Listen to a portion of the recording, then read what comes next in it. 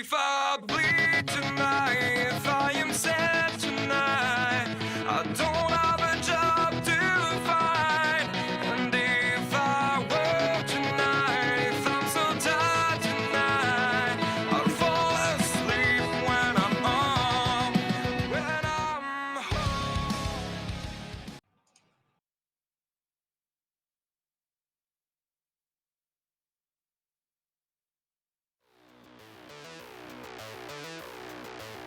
AEW Dynamite, the live audience from Daly's place. Now, start off with a tag team gauntlet match. A winner to face number 2 ranked Best Friends, then face number 1 ranked FTR. Young Bucks versus the Natural Nightmares, Dustin Rhodes and QT Marshall. And of course, the Young Bucks' first move is a super kick. Jesus, is that a move overused? Even to the point of using it that fast already.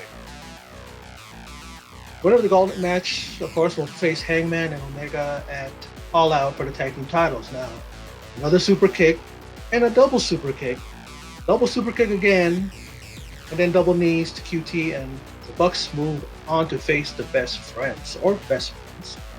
Young Bucks versus Best Friends. Let me guess, the Bucks are gonna win, so it'll set up a gauntlet finals versus FTR. See, first super kick in this match. Boy, that move is a requirement for the Young Bucks, isn't it? Does Tony Khan pay him per super kick? Now, Hangman holds Nick's leg on the outside at the finish of this match, the outside apron, and the Bucks, they were setting up for their double team move. And I think, looking at this, that possibly Hangman may be the fourth man in that rumored 4 horsemen in an AEW. We'll see. Now, next up is Best Friends versus FTR. FTR comes out with Tully in tow and are sporting matching jackets along with Tully. And they look every bit of a faction or a group. You know what I'm saying? The 4 horsemen. FTR is physicality personified. And that's why I have always been a fan of theirs, going back to their NXT and WWE days.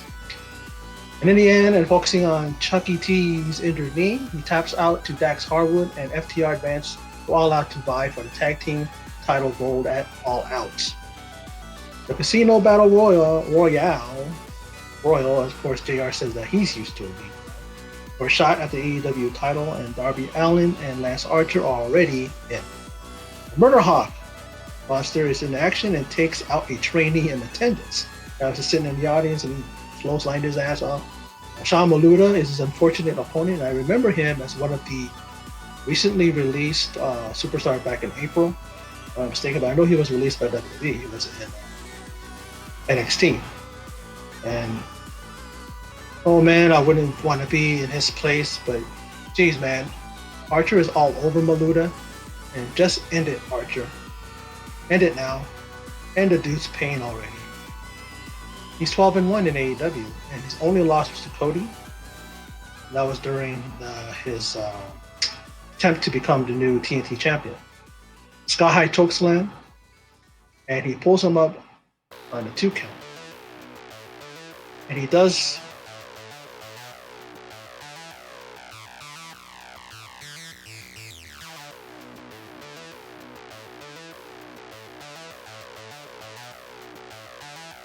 and he goes with the blackout, followed by Everybody Dies Claw to the mat, and your winner is Lance Archer. And the Snake is in the ring with mic in hand. 21 men in the Casino Battle Royale, and Lance Archer will win because, like a wood chipper, he eats them up and spits them. Then Taz and Company, or Team Taz, their music hits, and Taz states one of his men will win it all out. Darby's music hits, Darby Allin, and he rolls out on a skateboard and attacks Obsolete, like I like to say, Ricky Starks. Archer and Cage are looking to get it on, and I gotta say that match would be lit. I mean, these two are face to face, and these guys would really bring the house down. These guys went 1-on-1. Now, I mean, 2 big monsters like them, bring it on. I said, bring it on. Now, a look at the women's title match. NWA Women's Champ Thunder Rosa versus AEW Women's Champ Hikaru Shida. Thunder Rosa looking to take AEW's women division to the next level, and NWA President Billy Corgan all praise for his women's champ, and JR sings the praises of the AEW Women's Champ Shida. As they sign the contracts, Rosa reaches for the AEW Women's belt, and Shida says no, pulls it away, states in Japanese, "I will win." MJF and Jon Moxley for the contract signing for the AEW World Title match at All Out this September the 5th. And it's announced by PWI as the number one wrestler in the world, and that is Moxley. So congrats to Mox.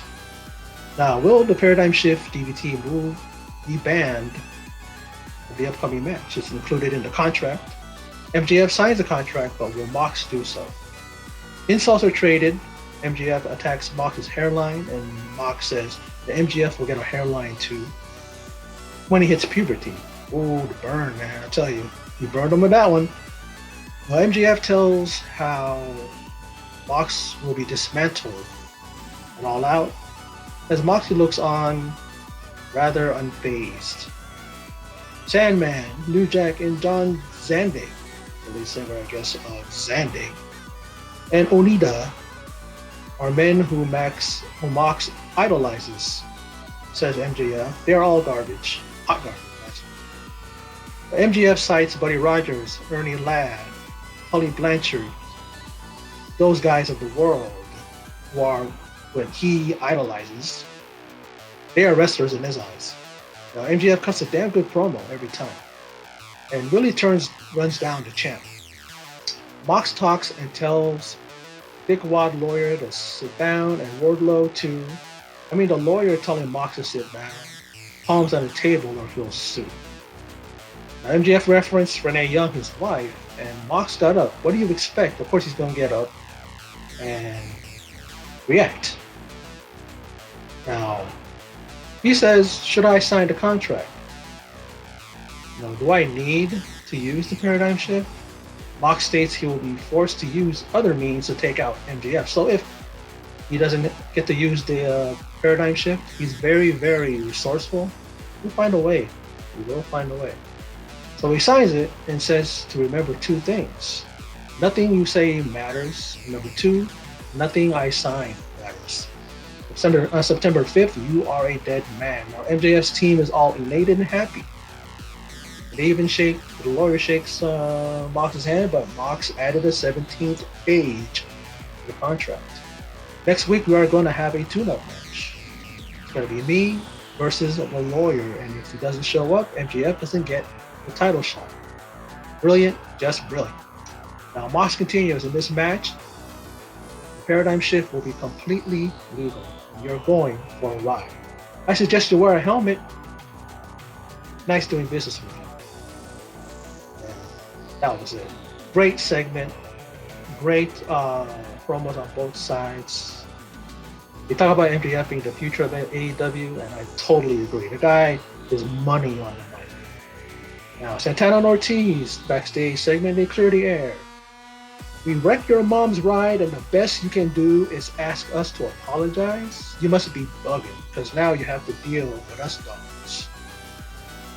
You want us to apologize? Yeah, we apologize that your mom wasn't in the car when we wrecked it. Time to pay your dues to the illest. The both guys pretty much letting best friends know that apologies? You ain't getting no apologies. You're going to get an ass whooping. Now, 8-man tag, the Lucha Bros and Butcher and Blade versus Sonny Kiss, Joey Janela, Griff Garrison, and Brian Pillman Jr. Eddie Kingston squashes the whole faction rumors. It states it's all about gold. Right? Everyone is in the business for. Of course, this match is all over the place. What else do you expect from a multi-man match? Everyone needs to get their spots in, and then it becomes a spot fest and a headache to keep up. I finally get a chance to see Pillman Jr. in action, and it's in a match where he isn't featured. And in a multi-man match where he'll be lost in the mayhem. And I hear both Jericho and JR refer to Sonny Kiss as he or she or her. Sometimes it is hard to differentiate because Sonny Kiss, Sexy as hell. I mean, I gotta say it. I'm not, I'm not gonna, be ashamed to say that stuff, right? And sometimes you'll find yourself saying her or she. Sometimes I say that to myself. Oh, I gotta remember, the guy. But I'm a fan of Sunny Kiss. I think, and especially if you watch on AEW Restricted, Unrestricted. Abby Edwards and Tony Schiavone interview the talent from AEW, and you get to see their characters, and they're pretty damn good. I like it. I really like seeing them, and Sunny Kiss really have a good, great interviews. So check that out if you haven't yet. Check them all out anyway, because you get really good in-depth behind the scenes looks into their lives and what they're doing. Really cool. Now, in the end, he is the one that takes the pin. Brian Pillman Jr. And Eddie Kingston announces that he and the four men who just won the match are in the Casino Battle Royal. And one of them are definitely winning it. We'll see about that. Cody was defeated by Mr. Brody Lee and became the new TNT champ, and Cody's whereabouts or condition is unknown. And JR refers to Brody as the new world champ. JR, you mean the TNT champ, right? And neither did Schiavone or Jericho was on commentary corrected them. They had a look on their face like, uh-oh. But they didn't correct them. They bought cars, out comes the the Dark Order. And Evil Uno is talking about buying cars, lawnmowers, and a golden casket with number 10 inside with a Cody tattoo on his neck. Dark Order proclaimed that they have ended the Nightmare family, and the casket is draped with the Nightmare family's symbol. Tony interviews Mr. Brody Lee. He brings him into the ring, says, "Come here," and then he is adamant that no more TV time on his watch for the independent wrestlers looking to challenge for the TNT Gold. The open challenge is over. Cody, you will never, ever get it back. Get this back. You'll never, ever do it. I want to take a minute right now and introduce the newest member of the Dark Order, says Mr. Brody Lee, a very important piece, Anna Jay. She is 99, the Great One, and the Queen Slayer. Queen Slayer, I guess, referring to Brandy, who was there as well. Choked her out last week, remember that. QT and Dustin Rhodes come down to the ring and are quickly taken out. Scorpio Sky hits the ring and face-to-face with TNT champ, and he is taken out as well. Matt Cardona attacks Evil Lonu and joins the others in the ring in a face-off with Dark Order on the stage and the other fellas in the ring.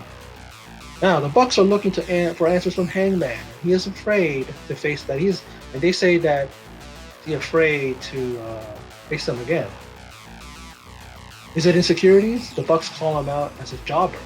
What? It's about time he was told the truth, says Matt Jackson. They're nothing but a drunk, and proceeds to throw his drink in his face. We're done, says Matt, perhaps the worst bit of acting, and proclaims Hangman is out of the elite. You see him, and I thought he was being sarcastic or condescending, but he was trying to act, folks, and he looked really, really bad. Holy crap. It's just like someone needed to go over there and spray some fucking, a mist in his eye so that he could be crying. I mean, the guy can't, like I said, some of these guys can't act for crap, I swear. He was trying to be emotional, and it looks so over the top. But apparently Hangman now is out of the elite. Where does that put Omega? Omega's still his partner.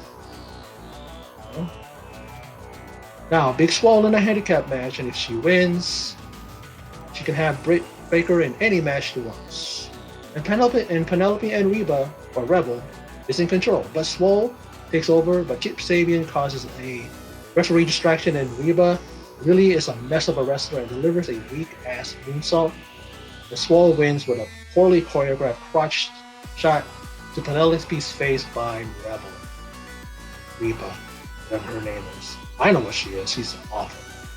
The crutch shot, she did it, and she practically went over here, way over. Like if you're gonna hit Penelope, she's gonna be able to catch it. But like she goes like this, and it goes over here. I'm thinking, can't you wrestle? Maybe it's just because she hasn't wrestled in a long time. I don't know why. I remember her in TNA, and she was pretty decent. It wasn't great, but she at least could she could at least present herself as a somewhat workable wrestler, but he's awful. You should just stick to being Britt Baker's foil. Just stick to that. Now, next week we have Santana and Ortiz versus Best Friends, and Jericho and his clone. Oh, and Best Friend and Jericho's clone. Oh wait, what? Santana and Ortiz, right, versus Best Friends. And it's Jericho. Oh, okay. I'm telling you guys, sometimes my notes, I mean, they're clear, but sometimes, I'm writing them quickly as I'm watching. Santana and Ortiz versus Best Friends. And Jericho versus his clone, Joey Janela. Even Jericho kind of gave a little jab saying that, and something I've been saying for the longest time, that Joey Janela is channeling Jericho circa 1995, 1996. And also Private Party as SU versus Young Bucks and Jurassic Express. And the winners will face each other at All Out. Is that going to be a number one contender match with tag titles? Because they're just going to face each other? They didn't even say if there was a title shot. What would be the purpose? Unless it's for rankings, jockey for position on the rankings. Maybe that's what it is. Maybe. Now, the audience was Tayanara Conti in NXT, but she's here. She's known as Taya Conti, and she gets an invitation from the Dark Order, and she hugs Anna Jay. She was a tag team partner of hers during the tag team tournament, and so it looks like it's yes from Taya Conti.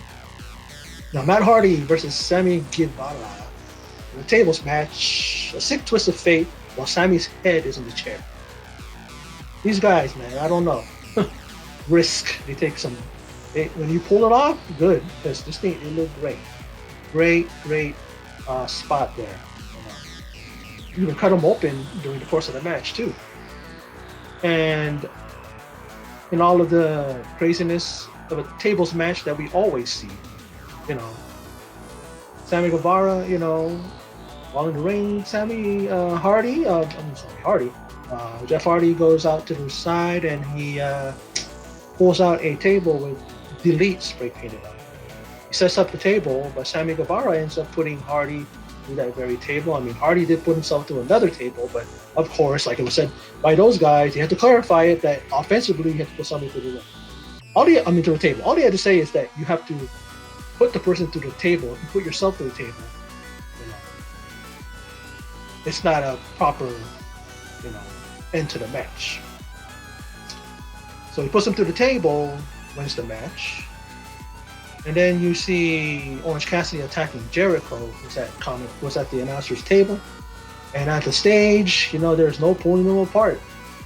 They are fighting each other all over that stage, and that's how AEW Dynamite ends for Wednesday the 27th, or Thursday I should say, the 27th. It was a Thursday edition. It bounced all over the place because of basketball, which got canceled or moved or finals, or I don't know what's going on. But I do know what's going on, but I don't like getting political on here that much, so I'll leave it at that. You guys, those of you out there who know, you know. Well, that was that, and that was my video also. And for those of you who stopped by and checked it out, I appreciate it. And in closing, as always, take care.